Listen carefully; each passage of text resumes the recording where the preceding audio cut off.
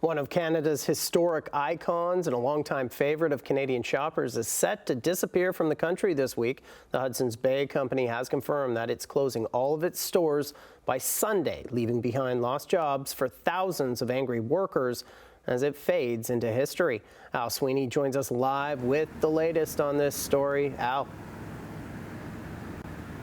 Matt, we've been watching the Bay for months now as it struggled with the threat of bankruptcy. And this is the end. A retail expert confirms that this is it. No more Bay stores, no more Bay Day deals. We're seeing the death of a company that's been a central part of the Canadian economy since 1670. As the Bay finally goes out of business after more than 300 years in Canada, these people say they're victims, employees who say they're not getting any severance pay. While these hard-working people are losing their jobs and being denied severance, HBC executives walked away with $3 million in bonuses. Their union says more than 9,000 employees are affected, and it's vowing to fight for severance, accusing the historic company of leaving behind a record of corporate greed. We as the workers, we didn't put HBC in this position that they're in. They put themselves in this position, and then they want to deprive us of our severance. Retail analyst Bruce Winder agrees that the Bay brought problems on itself. They also have some self-inflicted wounds. As retailing was shifting from department stores to online, he says the Bay didn't respond, including in recent years when the company was under American ownership. They didn't reinvent themselves properly. They didn't invest in the brand. They didn't make bold moves, 10 years ago to reposition the brand.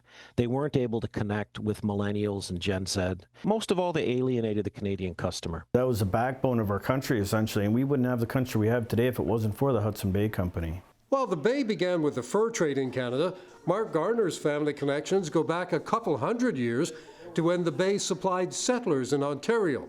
He's devoted much of his time to a Hudson's Bay museum focused on the SS Beaver, a ship operated on the west coast by the Bay in the mid-1800s, even preserving part of the paddle wheeler's axle.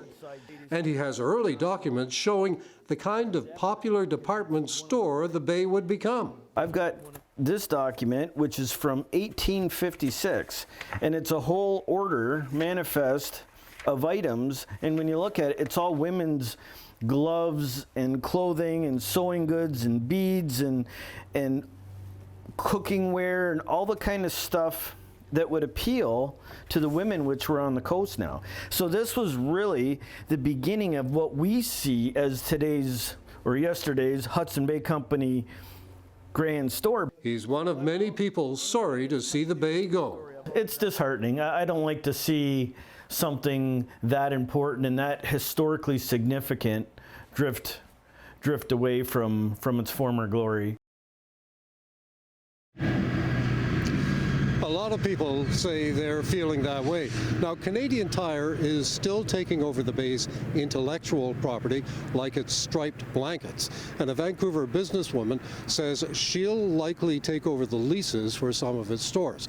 But the Bay says it can't carry its billion-dollar debt anymore, and this is the end of the Bay's stores.